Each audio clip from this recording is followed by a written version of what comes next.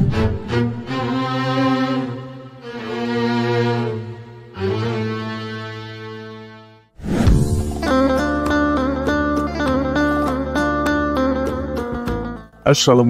warahmatullahi wabarakatuh.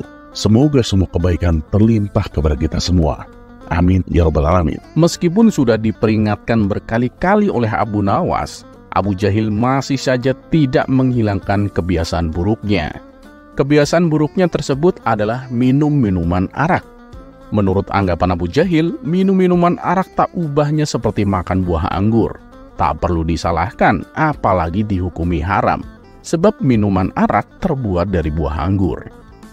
Suatu hari ketika Abu Nawas hendak ke masjid, ia kembali mendapati Abu Jahil sedang mabuk-mabukan di pinggir jalan. Kebetulan saat itu melintas para prajurit istana yang tengah berpatroli. Mereka pun segera menangkap Abu Jahil dan membawanya ke istana untuk mendapatkan hukuman. "Kamu tidak ada kapok-kapoknya, Abu Jahil. Selalu saja bikin kesalahan yang sama," tegur Baginda Raja. "Memangnya ada yang salah dengan perbuatan saya, Paduka?" protes Abu Jahil. "Mabuk minuman keras di pinggir jalan, kamu masih bilang tidak salah. Secara hukum agama saja sudah diharamkan, masih saja mengaku tidak salah," hardik Baginda Raja. "Ampun Paduka yang mulia, sebelumnya izinkanlah saya membela diri," pinta Abu Jahil. "Baiklah, apa pembelaanmu?" kata Baginda Raja. "Saya akan membuktikan kalau minuman arak itu halal, Paduka. Dan Paduka tentunya sudah tahu pembuatan minuman arak itu dari buah anggur yang dicampur air yang dikeringkan di bawah sinar matahari. Sekarang saya mau bertanya, Paduka, apakah haram memakan buah anggur?" tanya Abu Jahil. "Tidak, makan buah anggur tidak haram," jawab Baginda Raja. "Dan apakah haram jika setelah makan anggur kemudian minum air?" tanya Abu Jahil. "Itu juga tidak haram," jawab Baginda Raja. "Terus bagaimana Paduka? Apakah jadi masalah jika setelah saya makan anggur dan minum air lalu saya duduk di bawah sinar matahari?" tanya Abu Jahil.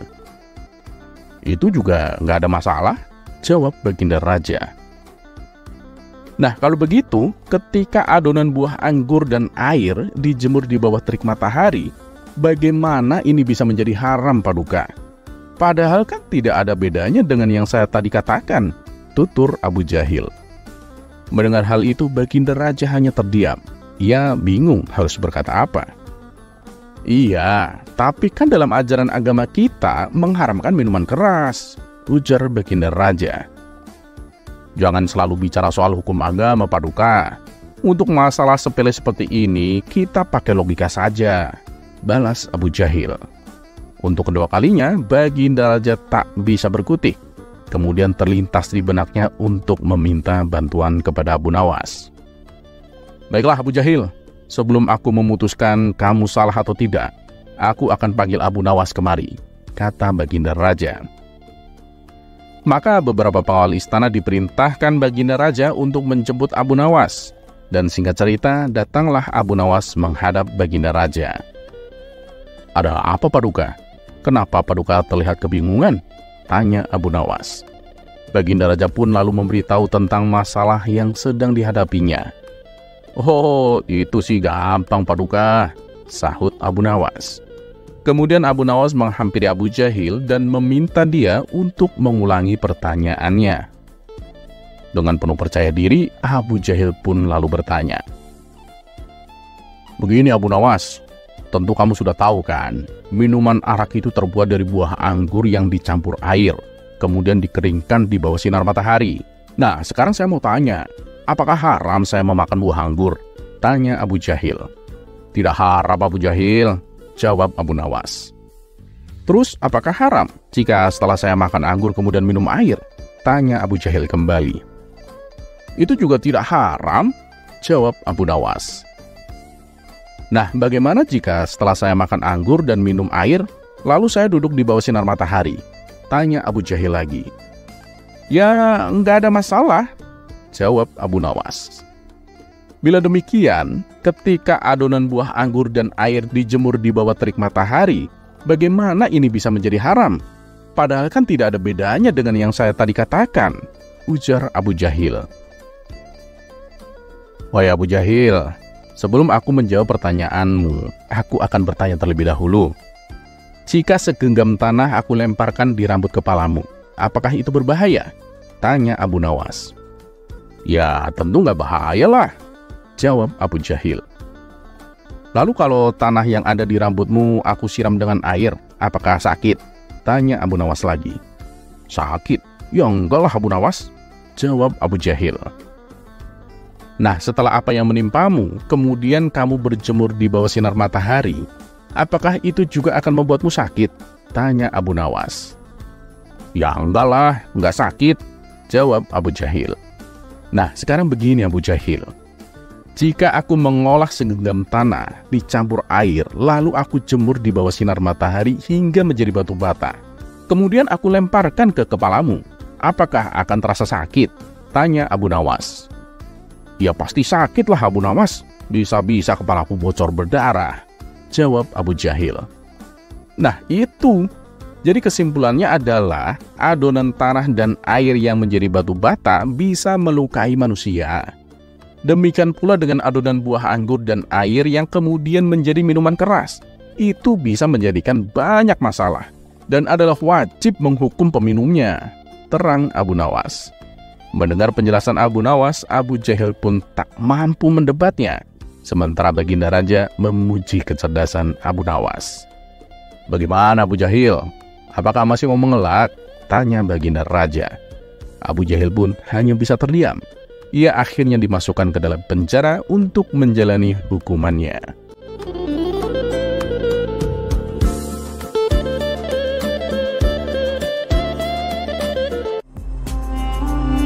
Kisah selanjutnya.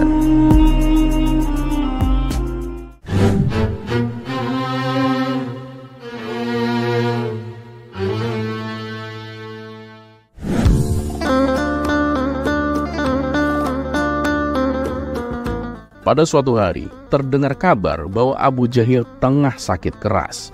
Meskipun demikian, tak ada satupun teman yang datang menjenguk. Ketika kabar sakitnya Abu Jahil terdengar oleh Abu Nawas, ia segera datang menjenguknya. Melihat kehadiran Abu Nawas, Abu Jahil pun tak kuasa menahan tangisnya. Sudah, jangan tambahkan penderitaanmu dengan rasa sedihmu.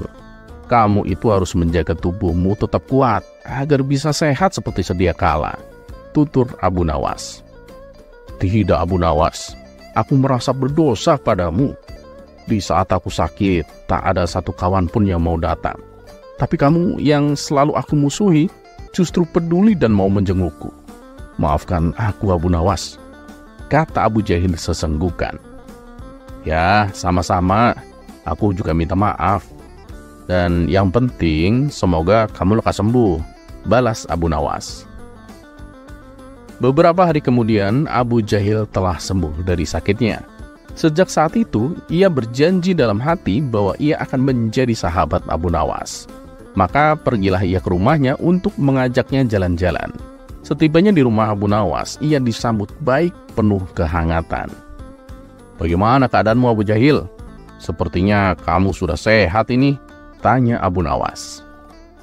Alhamdulillah Abu Nawas, kedatanganku ke sini ingin mengajakmu jalan-jalan. Bagaimana kalau kita makan di rumah makan? Aku yang traktir Abu Nawas, ajak Abu Jahil. Waduh, gimana ya? Aku masih ada pekerjaan ini, ujar Abu Nawas. Pokoknya kamu harus mau. Aku ingin membalas kebaikanmu Abu Nawas, jawab Abu Jahil. Akhirnya Abu Nawas pun menuruti ajakan Abu Jahil. Kemudian berangkatlah mereka berdua. Saat di tengah perjalanan, mereka mendapati seorang kakek tua yang tergeletak di pinggir jalan. Mereka pun segera menghampirinya. Tampaknya kakek tua itu tengah kehausan sehingga membuatnya jatuh pingsan. Melihat hal itu, Abu Nawas berinisiatif untuk menolongnya. Tetapi berbeda dengan Abu Jahil, ia enggan melakukannya, bahkan terkesan tak peduli. Kemudian Abu Nawas segera mengambil air untuk diminumkan kepada si kakek tua tersebut. Kakek tua yang setengah sadar itu meminum air dengan cara disuapi oleh Abu Nawas. Lalu Abu Nawas membopongnya untuk dipindahkan ke tempat yang lebih teduh. Sedangkan Abu Jahil hanya melihat saja tanpa mau membantunya sama sekali. Abu Nawas kemudian berkata kepada Abu Jahil, "Abu Jahil, aku akan cari makanan. Tolong jaga kakek ini." Abu Jahil pun membalas, "Ngapain sih Abu Nawas? Sudahlah, kita tinggalkan saja dia. Kita kan ada acara makan-makan." Abu Nawas kembali berkata, "Sabarlah sebentar, kasihan kakek ini. Kita harus menolongnya. Sudah, aku pergi dulu cari makanan. Tolong jaga dia sebentar saja." Dengan sangat terpaksa, Abu Jahil menjaga kakek tua itu. Tak lama kemudian setelah Abu Nawas pergi, kakek tua tersebut mulai tersadar. Ketika ia membuka kedua matanya, ia melihat ada Abu Jahil di hadapannya. "Wahai Tuan, apakah engkau yang menolongku? Engkau yang tadi telah memberikan minuman?" tanya kakek tua dengan terbata-bata. Abu Jahil yang sedari tadi tidak berbuat apa-apa memanfaatkan kesempatan ini agar dianggap sebagai lelaki sejati. "Ya, benar. Akulah yang telah menolongmu," jawab Abu Jahil. "Terima kasih wahai orang baik. Kamu telah menolongku. Untuk itu aku ingin memberimu hadiah sebagai rasa terima kasihku," balas kakek tua. "Hadiah? Hadiah apa, kek?" tanya Abu Jahil dengan nada sedikit mengejek. "Lelaki tua miskin macam dia punya barang apa? Paling-paling juga sepatu butut," batin Abu Jahil. Kemudian kakek tua itu mengambil sesuatu dari kantong bajunya. "Ini untukmu wahai orang baik," kata kakek tua itu sambil menyerahkan hadiah. Betapa kagetnya Abu Jahil. Ternyata hadiah tersebut berupa cincin yang terbuat dari mutiara. Setelah kakek tua itu agak baikan, ia pun bangkit berdiri dan berjalan pergi meninggalkan Abu Jahil. Sementara Abu Jahil masih tak percaya dengan hadiah yang ia terima. "Cincin ini kan mahal sekali. Bisa untuk membangun istana megah berikut dengan isi-isinya. Aku bisa menjadi orang paling kaya di kota ini," pikir Abu Jahil kegirangan. Tak berselang lama, datanglah Abu Nawas dengan membawa makanan. "Loh, Abu Jahil, kemana kakek tua tadi?" tanya Abu Nawas. "Oh, dia sudah pergi. Nampaknya dia sudah cukup sehat untuk melanjutkan perjalanan," jawab Abu Jahil. Dalam hati, Abu Jahil berkata, "Kalau Abu Nawas tahu aku diberi hadiah, dia pasti akan meminta bagiannya. Lebih baik aku rahasiakan ini darinya." Dan singkat cerita, pada keesokan harinya, Abu Jahil menjual hadiah cincin tersebut kepada saudagar permata. Kini ia pun mempunyai banyak uang dan menjadi orang paling kaya di kampungnya. Namun dengan kekayaan yang dimilikinya, sifat Abu Jahil kembali seperti semula. Ia yang tadinya ingin berkawan baik dengan Abu Nawas, sekarang berbalik memusuhinya. Bahkan ia gunakan kekayaannya itu untuk mengejek dan menghina Abu Nawas. Hari-hari yang dilalui Abu Jahil dihabiskan dengan hura-hura bersama kawan-kawannya yang dahulu. "Ya Abu Jahil, sekarang kamu kan menjadi orang paling kaya di kota ini. Masa rumahmu masih kecil seperti ini? Jual aja dan beli rumah yang lebih besar dan megah," kata salah satu kawannya. Ia pun menuruti saran kawannya tersebut. Tak berapa lama, Abu Jahil membeli sebuah rumah yang megah dan mewah. Rumah yang baru dibelinya itu ia gunakan untuk mengadakan pesta hampir setiap hari. Hingga pada suatu ketika datanglah Abu Nawas ke rumahnya. Ia datang dengan tujuan ingin meminjam uang untuk berobat anaknya yang sedang sakit. "Apa? Mau pinjam uang? Dengan cara apa kau bisa melunasinya? Kamu ini kan orang miskin Abu Nawas, yang kerjanya cuma tongkrongan di warung. Sudah, sana tinggalkan rumahku. Pergilah ke tempat lain cari pinjaman," hardik Abu Jahil. Akhirnya Abu Nawas pun pergi dengan perasaan sedih dan kecewa. Seiring berjalannya waktu, kekayaan Abu Jahil mulai habis. Karena uang yang dimilikinya ia hambur-hamburkan untuk pesta dan hura-hura. Belum lagi beberapa kawannya yang datang untuk menipunya. Lama-kelamaan akhirnya Abu Jahil pun jatuh miskin. Bahkan rumah megah yang pernah dibelinya harus disita oleh pengadilan Karena usut punya usut, rumah tersebut dulunya milik pejabat istana yang dipenjara karena kasus korupsi. Adapun waktu Abu Jahil membelinya, surat-surat yang ia terima ternyata adalah palsu. Kini kondisi Abu Jahil lebih miskin dari sebelumnya. Uang tak punya, rumah pun tiada. Sekarang Abu Jahil menjadi seorang gelandangan.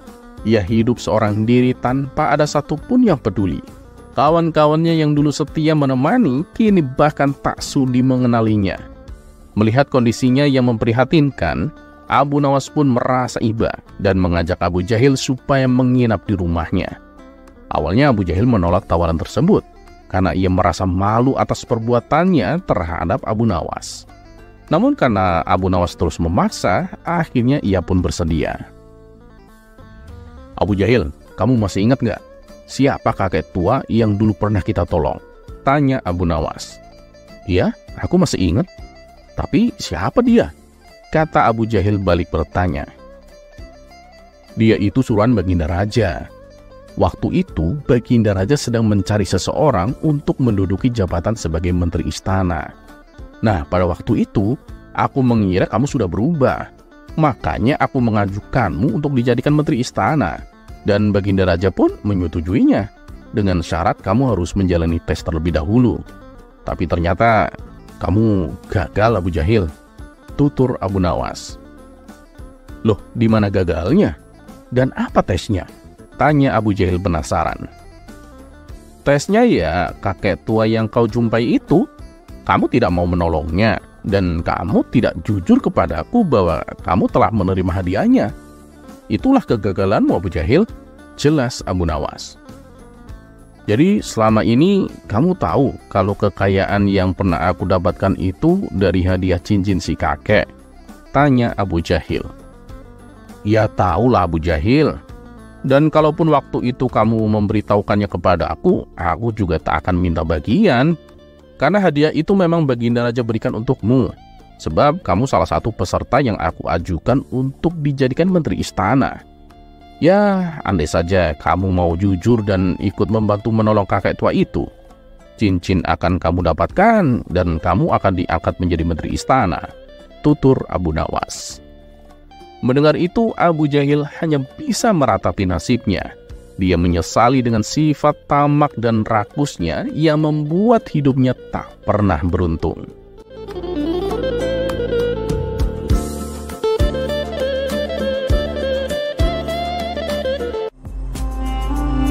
Kisah selanjutnya.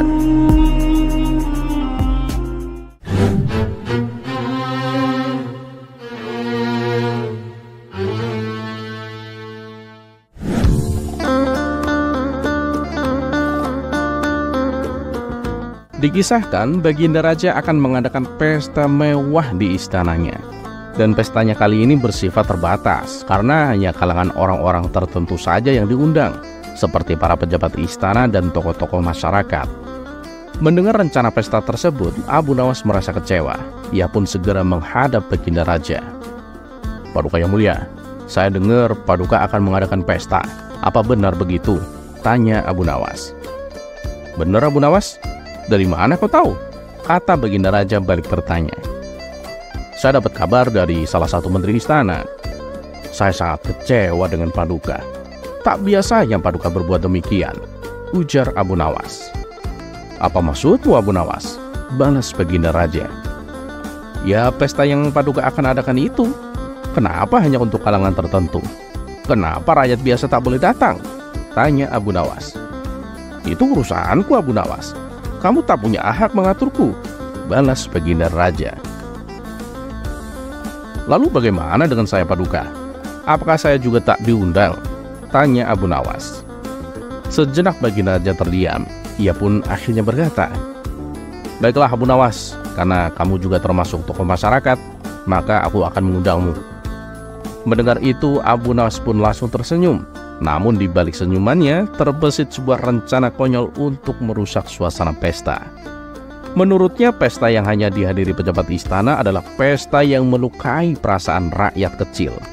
Sementara Baginda Raja yang menangkap gelagat Abu Nawas tak akan membiarkannya begitu saja.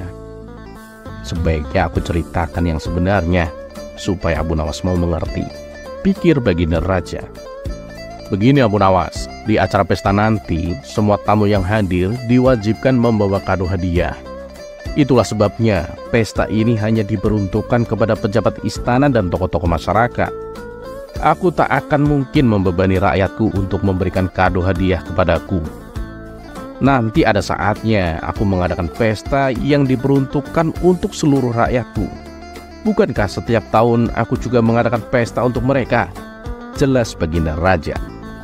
Setelah mendapat penjelasan tersebut, Abu Nawas pun baru memahaminya. Tapi ia masih berpura-pura merasa kecewa. Baginda Raja kembali berkata, Abu Nawas, karena pesta kali ini terbatas, kamu juga harus membawa hadiah untukku.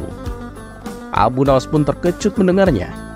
Waduh, gara-gara cepat berprasangka buruk, aku jadi yang kena sial, batin Abu Nawas. Ampun Paduka yang mulia, tapi saya ini kan orang miskin Paduka. Mana mungkin saya sanggup memberikan hadiah, ujar Abu Nawas. Itu kan salahmu sendiri. Kamu sendiri yang meminta diundang ke acara pesta. Tapi nggak usah khawatir Abu Nawas. Aku tak akan memintamu memberi kado hadiah yang mahal, balas Baginda Raja. Baiklah Paduka, hadiah apa yang Paduka inginkan? Tanya Abu Nawas. Aku ingin kamu membawakan hadiah yang bisa membuatku senang, tetapi juga bisa membuatku emosi, jawab Baginda Raja. Permintaan aneh macam apa lagi nih, gumam Abu Nawas. Tapi mau tak mau, Abu Nawas harus menyanggupinya. Pada keesokan harinya, Abu Nawas melakukan rutinitas seperti biasanya, yaitu mencari kayu di hutan. Waktu itu kayu yang didapatkannya lumayan banyak, sehingga ia bekerja sampai sore. Bahkan ia pulang ke rumah ketika menjelang maghrib.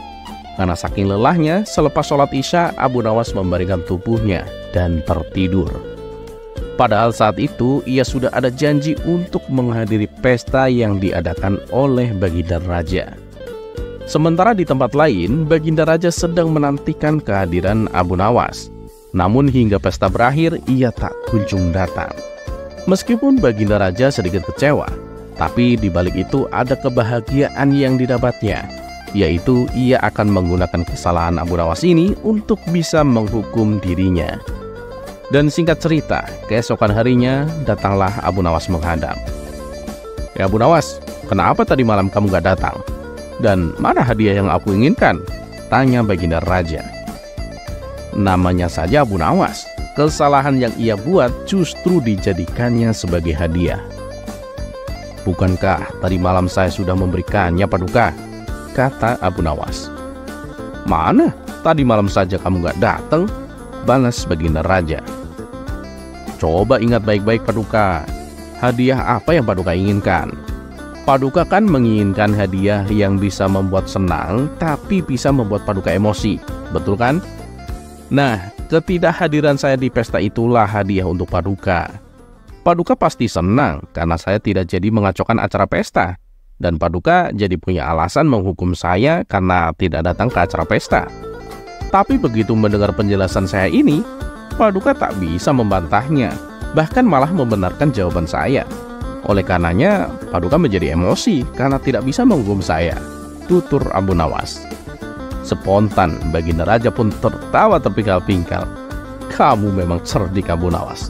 Ya sudah, nih aku beri hadiah 10 dinar untukmu, kata Baginda Raja sambil menyerahkan uangnya. Abu Nawas pun merasa senang menerimanya. Tapi tunggu Abu Nawas, uang tersebut harus kau belanjakan untuk membeli sesuatu yang bisa membuatmu menjadi orang paling bahagia di dunia. Dan sesuatu itu harus kau tunjukkan kepadaku, perintah Baginda Raja. Tanpa menunggu lama, Abu Nawas pun segera pergi ke pasar untuk melaksanakan perintah rajanya. Setibanya di pasar, Abu Nawas membeli jubah yang sederhana. Lalu jubah tersebut ia berikan kepada tukang jahit. Ia meminta kepada si penjahit agar saku jubahnya dirubah 2 kali lebih besar. Setelah selesai, Abu Nawas pun langsung kembali ke istana dengan mengenakan jubah yang baru dibelinya itu. Melihat penampilan Abu Nawas dengan jubah yang aneh membuat Baginda Raja tertawa. Ada-ada saja kau Abu Nawas. Apa bisa jubah seperti itu membuatmu menjadi orang paling bahagia di dunia? Tanya Baginda Raja. Oh, tentu Paduka. Mulai sekarang, jubah ini akan selalu membuat saya merasa paling bahagia di dunia, balas Abu Nawas. Tawa Baginda Raja pun semakin kencang. Apa aku tidak salah dengar? Dengan jubah berkantong besar seperti itu, yang ada kamu terlihat seperti orang idiot, Abu Nawas, kata Baginda Raja sambil terus tertawa. Ya, mereka yang tidak tahu akan berpikiran seperti itu, tapi bagi yang tahu justru pasti akan merasa kagum, sahut Abu Nawas. Oh ya, bisa kau jelaskan? Pinta Baginda Raja mulai penasaran. Dengan jubah berkantong besar ini Paduka, nantinya saya bisa membawa hadiah lebih banyak apabila Paduka memberikan saya sebuah tantangan. Dan setiap kali saya mendapatkan hadiah yang banyak, saya merasa menjadi orang paling bahagia di dunia, terang Abu Nawas. Kali ini Baginda Raja pun memuji kecerdasan Abu Nawas. Dan karena hari itu Abu Nawas telah membuat Baginda Raja terhibur, ia pun kembali memberikannya hadiah dengan jumlah uang yang lebih besar. Tuh kan, bener apa yang saya katakan? Belum juga aku bawa jubah ini ke rumah, tapi sudah kelihatan hasilnya, celetuk Abu Nawas. Sudah Abu Nawas, kamu pulang sajalah. Aku sudah tak kuat menahan rasa sakit perutku, balas Baginda Raja sambil tertawa.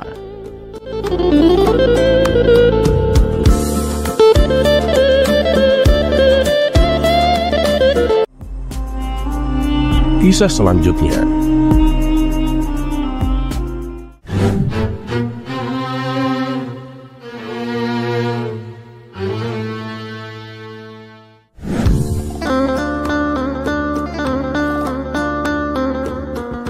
Dikisahkan ada seorang saudagar kaya yang terjerat kasus pembunuhan. Ia pun ditangkap dan dibawa ke hadapan Baginda Raja. Ketika persidangan dilaksanakan, si saudagar mengatakan bahwa dirinya tidak tahu menahu soal pembunuhan yang dituduhkan kepadanya. Tapi karena tak punya bukti atas alibinya, si saudagar diputuskan bersalah dan akan menjalani hukuman gantung. Ia pun pasrah dengan nasib yang dialaminya. Abu Nawas yang juga hadir dalam persidangan tersebut mempunyai dugaan bahwa apa yang dikatakan si saudagar memang benar adanya. Dia sama sekali tidak bersalah. Ia pun memberitahu Baginda Raja agar menunda dulu eksekusi hukuman gantungnya. Baiklah Abu Nawas, aku beri kamu waktu 3 hari untuk menyelidiki kebenarannya. Tapi kalau kamu tidak mendapatkan bukti apapun, maka saudagar itu akan segera dihukum gantung, tutur Baginda Raja. Setelah 3 hari berlalu, akhirnya Abu Nawas berhasil mendapatkan bukti bahwa si saudagar memang tidak bersalah. Ia pun dibebaskan dan selamat dari kematian. Pada keesokan harinya, si saudagar hendak memberikan hadiah sejumlah 100.000 dinar. Untuk apa ini? Sudahlah, bawa pulang saja uangmu, kata Abu Nawas. Tolonglah Tuan Abu, terimalah hadiah dari saya ini. Ini sebagai rasa terima kasihku. Atau barangkali jumlahnya kurang banyak, tanya si saudagar. Hadiah itu jumlahnya sudah terlalu banyak, tapi aku tak mau menerimanya.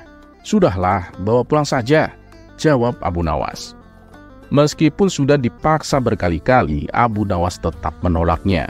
Ketika ditanya apa alasannya, Abu Nawas tak menjawab. Si saudagar pun bingung harus dengan cara apa supaya bisa membalas kebaikan Abu Nawas. Hingga pada suatu hari, ia mendapati Abu Nawas hendak melakukan sebuah perjalanan. Kalau dilihat dari perbekalan yang dibawanya, si saudagar meyakini bahwa Abu Nawas hendak melakukan perjalanan yang jauh. Wahai Tuan Abu, Anda hendak kemana? Tanya si saudagar. Aku akan berziarah ke Tanah Suci Mekah, jawab Abu Nawas.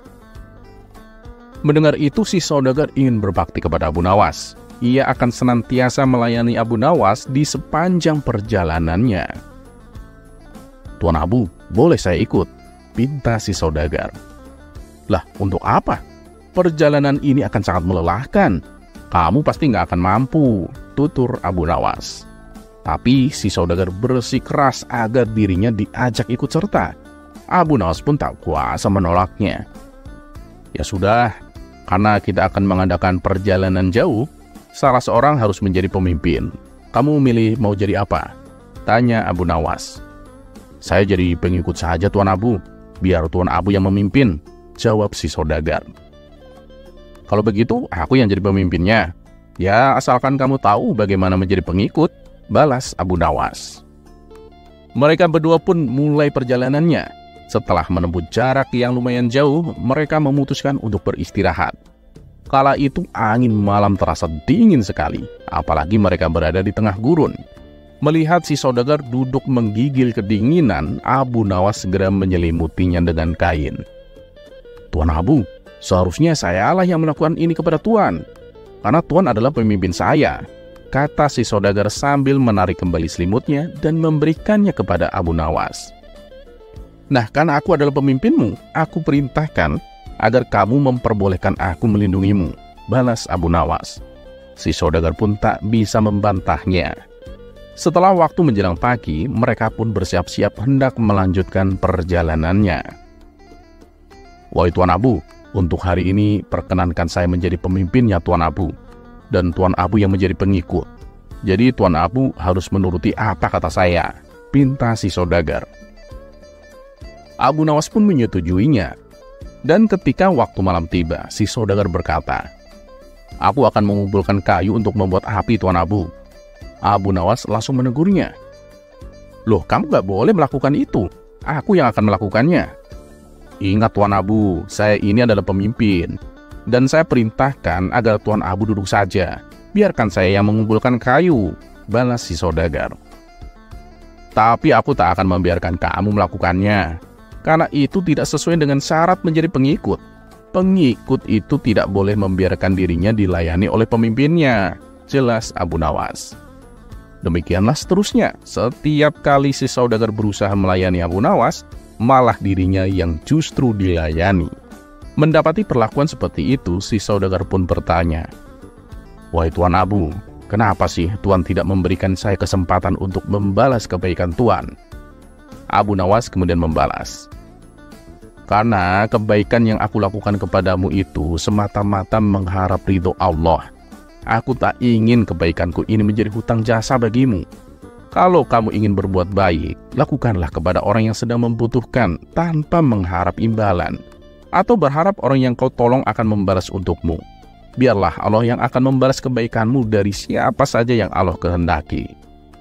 Mendengar penjelasan tersebut, si saudagar menyadari bahwa berbuat kebaikan harus dilandasi keikhlasan. Kebaikan itu akan Allah balas ketika orang tersebut sedang membutuhkannya. Sedangkan saat itu, Abu Nawas sedang tidak membutuhkan pertolongan. Oleh karenanya, si saudagar tak pernah diberi kesempatan untuk membalas kebaikan Abu Nawas.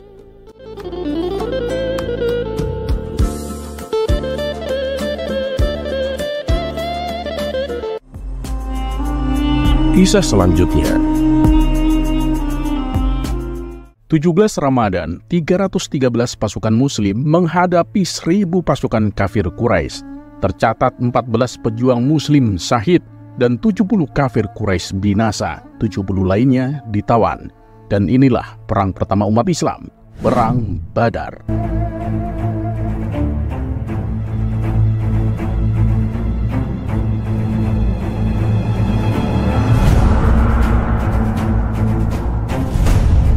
Bagi kaum muslimin, Ramadan tidak hanya memiliki arti bulan suci semata. Di bulan tersebut, umat Islam diwajibkan untuk menahan diri dari rasa lapar, haus, serta menahan emosi.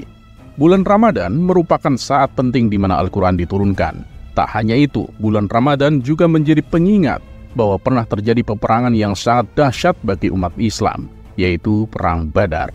Perang Badar terjadi pada bulan Ramadan tahun kedua sesudah umat Islam melakukan hijrah. Umat Islam berhasil memenangi Perang Badar tersebut. Dalam sejarah, Perang Badar merupakan kemenangan agung karena para pejuang Islam berhasil menentang kemusyrikan dan kebatilan.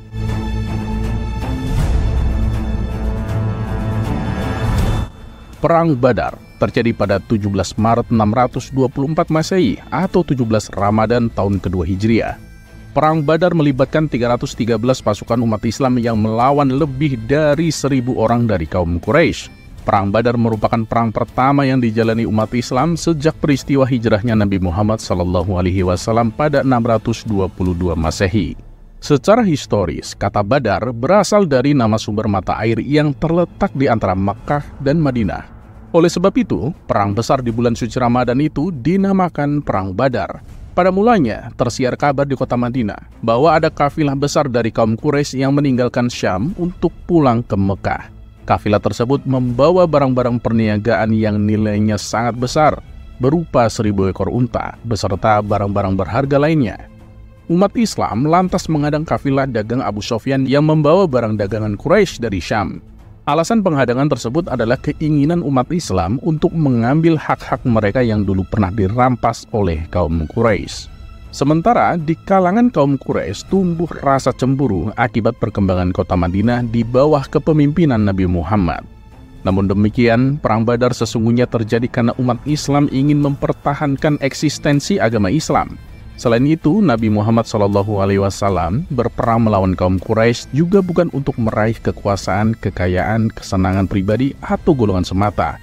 Lebih dari itu, Nabi Muhammad SAW ingin menegakkan agama Islam di muka bumi. Perang Badar terjadi saat 17 Ramadan tahun 2 Hijriah pada pagi hari.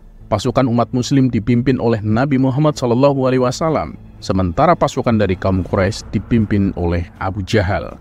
Dalam peperangan tersebut, umat Islam mengambil posisi yang terdekat dengan sumber air. Tempat tersebut dipilih oleh Nabi Muhammad sebagai salah satu bentuk strategi perang. Umat Islam memanfaatkan kondisi geografis dari kawasan Badar. Misalnya, sahabat Sa'ad bin Mu'adz membuat gundukan tanah di sekitar lokasi peperangan. Hal itu bertujuan agar Nabi Muhammad SAW bisa mengawasi jalannya perang serta memprediksi pola serangan yang tepat guna mengalahkan pasukan kaum Quraisy. Dalam Perang Badar tersebut, Nabi Muhammad memimpin langsung penyerangan terhadap kaum Quraisy. Peperangan itu melibatkan 313 kaum muslim, 8 pedang, 6 baju perang, 70 ekor unta, serta 2 ekor kuda. Sementara pasukan dari kaum Quraisy mengerahkan pasukan 1.000 orang, 600 persenjataan lengkap, 700 unta, serta 300 kuda. Meskipun kalah dalam jumlah pasukan, kaum muslim tetap bersemangat untuk berjihad di bulan Ramadan. Semangat perang itu berhasil menewaskan 3 pimpinan perang dari pasukan kaum Quraisy, yaitu Utbah, Syaibah, dan Walid bin Utbah. Di antara pasukan Quraisy yang menyerang umat Islam, terdapat kerabat Nabi Muhammad SAW dari kabilah Bani Hashim. Mereka adalah paman Nabi, Abbas bin Abdul Muthalib, Hakim atau sepupu Khadijah, dan lain sebagainya. Sesungguhnya pertempuran besar dalam Perang Badar itu di luar perkiraan umat muslim. Sebab sejak awal Nabi Muhammad SAW telah merencanakan pengerahan pasukan muslim untuk peperangan biasa, bukan perang besar. Oleh sebab itu, pasukan umat Islam hanya berjumlah 313 orang. Saat melihat banyaknya tentara kaum kafir Quraisy beserta kelengkapan persenjataan, zirah, tombak, pedang, dan alat tempur lainnya, Nabi Muhammad sempat menangis. Dia lantas berdoa kepada Allah SWT. Setelah berdoa, Nabi Muhammad merancang strategi peperangan. Beliau mengajarkan pasukan kaum muslim dalam formasi rapat. Beliau juga memerintahkan agar sumur-sumur segera dikuasai untuk memutus pasokan air ke kaum kafir Quraisy. Selain itu, perang juga diawali dengan pertempuran jarak jauh. Saat pasukan kafir Quraisy bertolak untuk menyerang, umat Islam tidak segera menyambutnya dengan adu fisik secara langsung. Mereka terlebih dahulu menembakkan anak-anak panah dari kejauhan. Kemudian barulah mereka menghunus pedang dan melakukan pertempuran. Lewat tengah hari, sebanyak 50 pemimpin pasukan kafir Quraisy tewas, termasuk Abu Jahal. Sementara itu, banyak sisanya yang lari tunggang langgang. Sementara itu, korban dari kaum muslim hanya 14 orang. Selain memukul mundur 1.000 tentara dari Quraisy, umat Islam juga berhasil mengambil rampasan 600 persenjataan lengkap, 700 unta, 300 kuda, serta perniagaan milik kafilah Abu Sufyan. Dengan kecerdikan Nabi Muhammad dan kedisiplinan pasukannya, umat Islam berhasil membalikkan keadaan yang membuat kehormatan dan kemuliaan Islam makin tegak di Jazirah. Dan pada akhirnya, Perang Badar dimenangkan oleh pasukan dari umat Islam. Kemenangan pada Perang Badar tersebut membuat posisi Islam di kawasan Madinah kian kuat. Sementara kaum Quraisy yang kalah di Perang Badar harus menelan kekecewaan mendalam. Mereka pun semakin berhasrat untuk membalas dendam dengan persiapan yang jauh lebih matang. Bagi umat Islam, Perang Badar adalah peristiwa besar. apalagi terjadinya pada bulan suci Ramadan. Perang Badar menjadi pertempuran besar pertama umat Islam dalam melawan musuh. Melalui pertolongan Allah, kaum muslim berhasil menang meskipun kalah jumlah.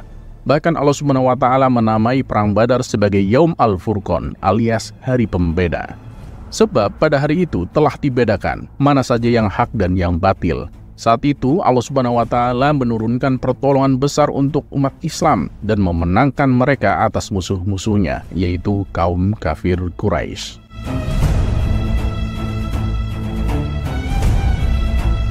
Perang Badar diriwayatkan tidak memakan waktu lama, hanya butuh waktu sekitar 2 jam bagi pasukan muslim untuk menghancurkan pertahanan tentara kafir Quraisy. Segala kekacauan yang terjadi tersebut dimanfaatkan untuk memenangkan perang. Setelah Perang Badar usai, Nabi Muhammad SAW mengucapkan hal yang sangat penting dalam perjalanan pulang. Wahai kaumku, kita baru saja kembali dari jihad kecil dan menuju jihad yang besar. Mendengar hal itu, para sahabat pun langsung terheran-heran, sebab Perang Badar yang sangat menentukan nasib kaum muslim hanya dianggap oleh Nabi Muhammad sebagai jihad kecil. Menurut Rasulullah, melawan segala hawa nafsu adalah hakikat dari jihad yang sebenarnya. Oleh sebab itu, salah satu hikmah dari Perang Badar di bulan Ramadan adalah semangat berjihad melawan hawa nafsu.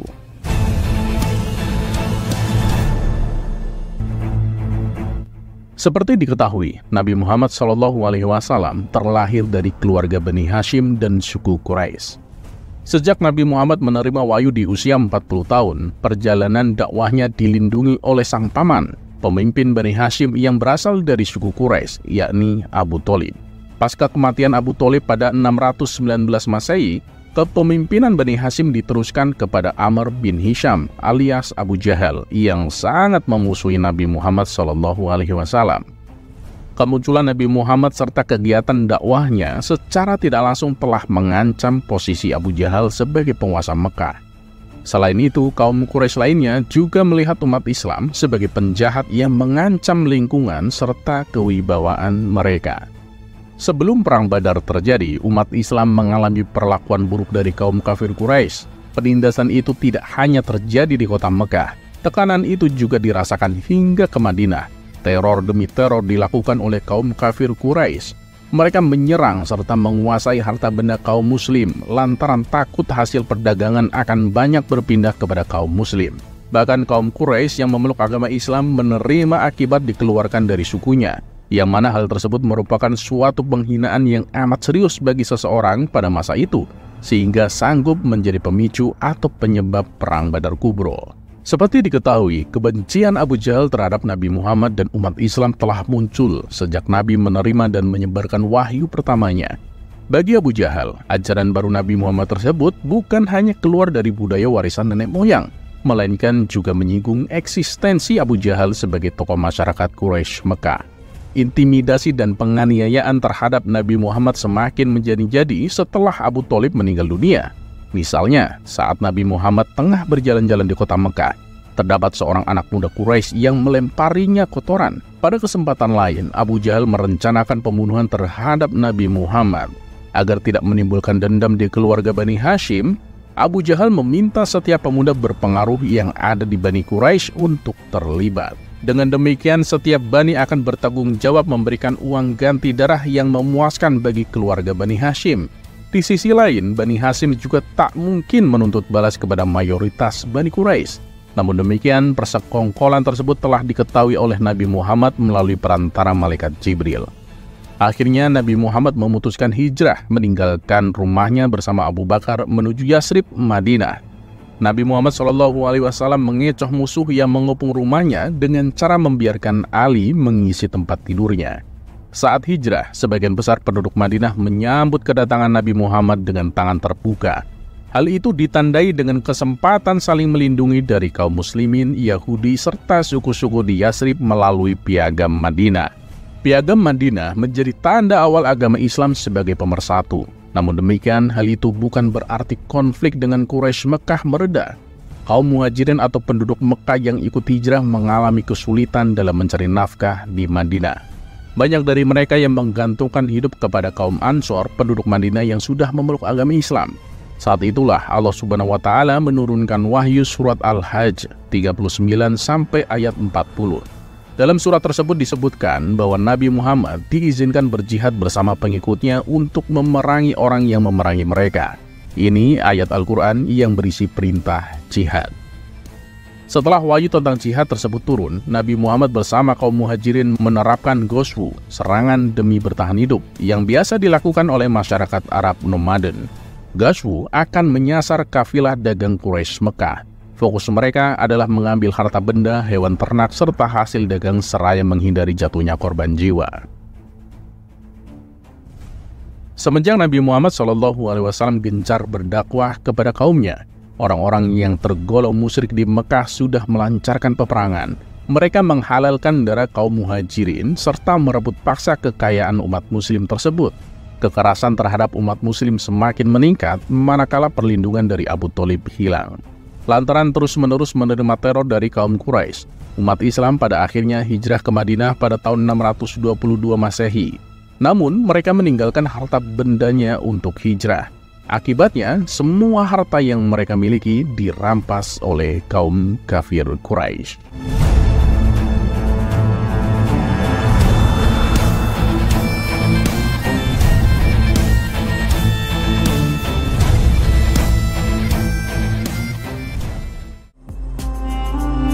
Kisah selanjutnya.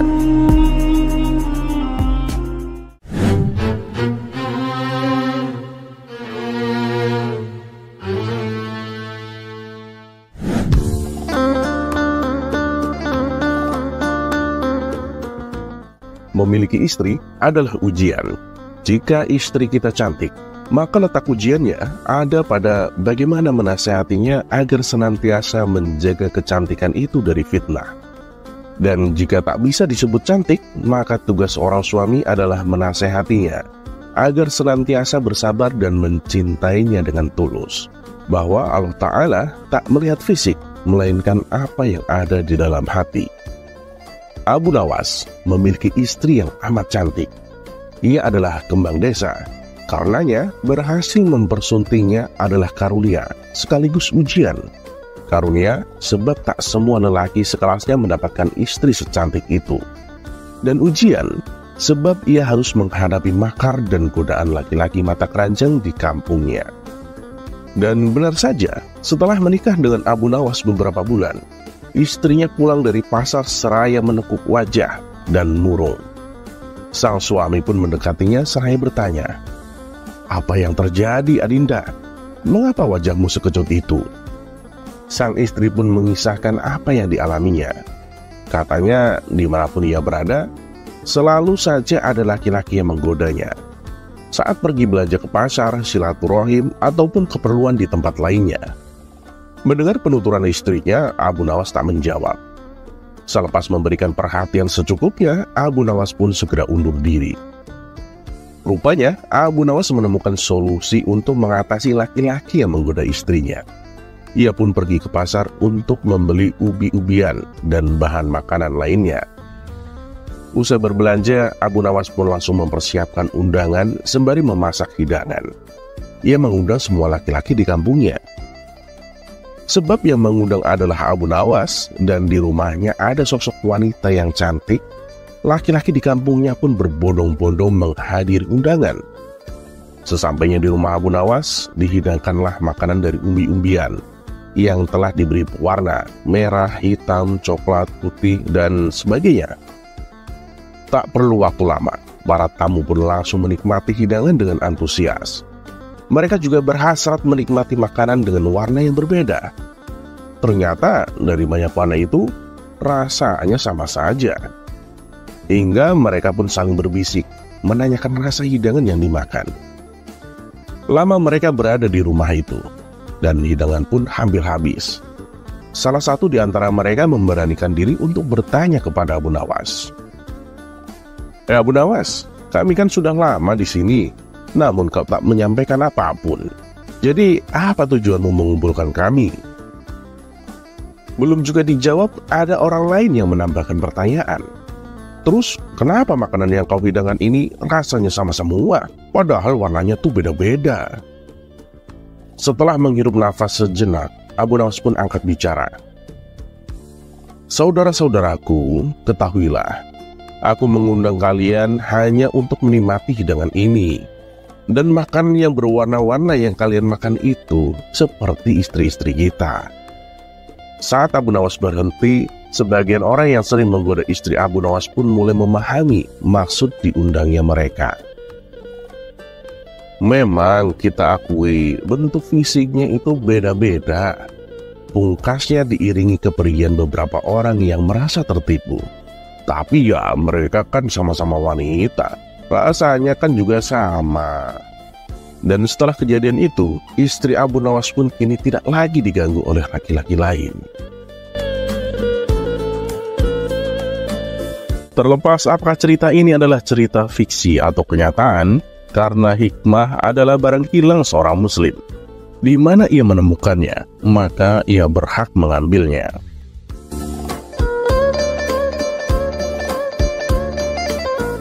Dan seperti biasa, terima kasih. Wassalamualaikum warahmatullahi wabarakatuh.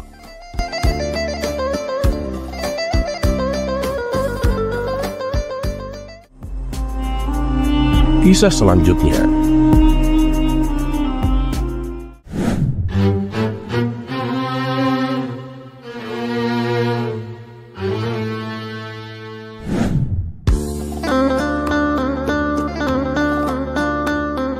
Karena seringnya gagal mengerjai Abu Nawas, Baginda Raja mulai putus asa. Ia mengakui bahwa Abu Nawas terlalu cerdik untuk diperdaya. Alih-alih mempermalukan Abu Nawas, justru Baginda Raja sendiri yang kena getahnya. Hal inilah yang membuatnya geram dan ingin balas dendam. Tapi Baginda Raja bingung harus dengan cara apa untuk mewujudkannya. Kemudian Baginda Raja bertanya kepada para menteri istana, "Di antara kalian apa ada yang punya cara untuk memperdayai Abu Nawas?" Tanya Baginda Raja. Mereka semua diam, hanya saling tatap satu sama lain. "Salah satu dari kalian, masa tidak ada yang punya ide?" Tanya Baginda Raja memastikan.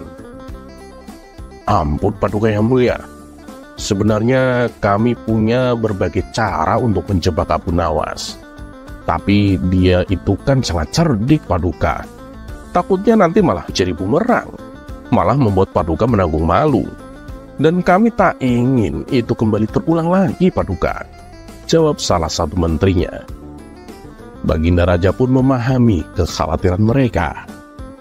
Namun tiba-tiba salah satu menteri yang lain mengusulkan suatu cara yang tak seperti biasanya. "Paduka Yang Mulia, saya punya sebuah tantangan, tapi ini bukan jebakan Paduka. Barangkali Paduka berkenan." Mendengar hal itu, Baginda Raja merasa ragu. "Apa kamu yakin tantanganmu bisa untuk mengerjai Abu Nawas?" Tanya Baginda Raja. "Ini sih bukan jebakan Paduka. Jadi apa yang akan dilakukan Abu Nawas ya atas dasar kesadaran sendiri," jawab sang menteri. "Oh ya? Coba beritahu aku, seperti apa tantanganmu?" pinta Baginda Raja penasaran.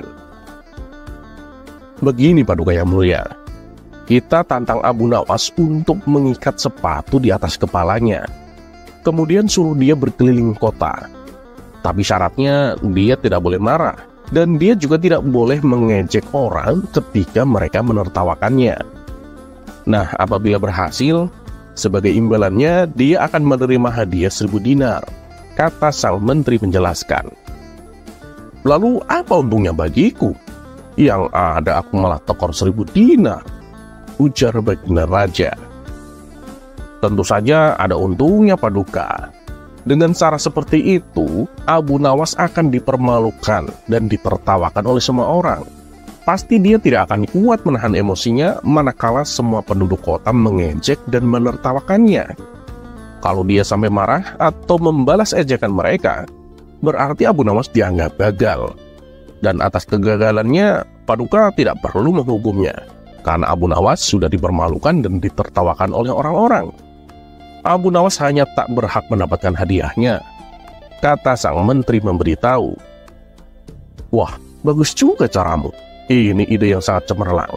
Meski bukan sebuah jebakan, tapi bisa untuk mengerjai Abu Nawas, sahut Baginda Raja kegirangan. Maka saat itu juga Baginda Raja memerintahkan beberapa pengawal untuk memanggil Abu Nawas. Singkat cerita, datanglah Abu Nawas ke istana menghadap Baginda Raja. Aku ada sebuah tantangan untukmu, Abu Nawas. Tapi aku tidak akan memaksamu untuk melakukannya. Karena tantanganku kali ini sifatnya sukarela, tanpa ada unsur paksaan, kata Baginda Raja.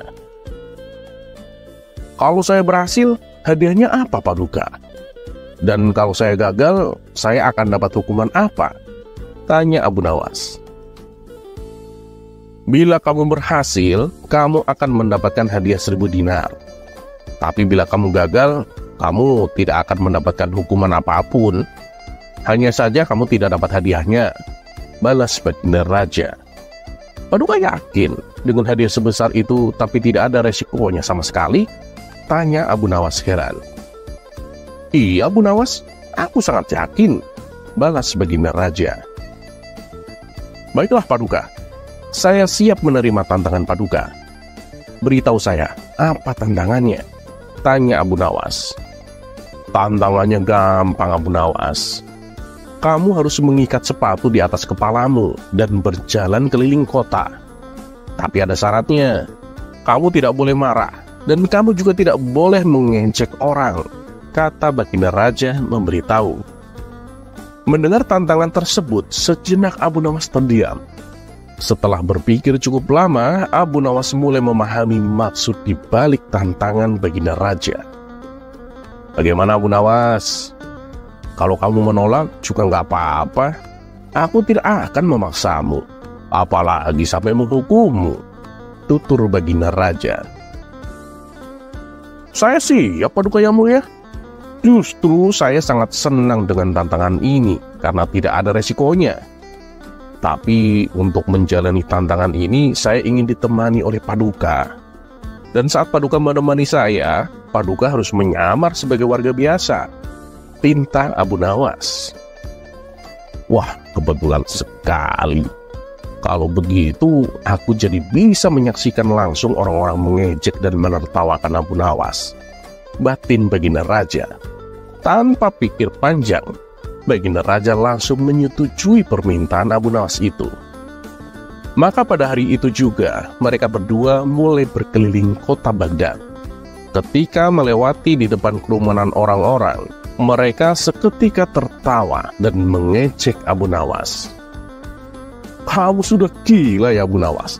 Kenapa nggak sekalian kamu makan sepatunya? Kata mereka sambil tertawa terpinggal-pinggal. Melihat hal itu, Baginda Raja juga ikut tertawa di samping Abu Nawas. Rasain kamu, Abu Nawas. Aku bisa puas menertawakanmu, kata Baginda Raja dalam hati. Tapi dengan tenangnya, Abu Nawas membalas ejekan mereka. Aku melakukan ini karena diperintah Baginda Raja. Orang-orang yang tadinya tertawa langsung menghentikan tawanya dan berkata, yang benar, Abu Nawas. Memang, kadang-kadang Baginda Raja itu nggak punya otak. Rakyat sendiri malah dipermalukan begini. Mereka tidak mengetahui bahwa orang yang di samping Abu Nawas adalah Baginda Raja yang sedang menyamar. Selanjutnya Abu Nawas dan Baginda Raja melewati kerumunan orang-orang berikutnya. Melihat penampilan Abu Nawas, mereka pun tak kuasa menahan tawanya. Ya Abu Nawas, kenapa nggak sekalian kamu taruh rak sepatu di atas kepalamu? Kata mereka sambil tertawa. Aku melakukan ini karena diperintah Baginda Raja, jawab Abu Nawas.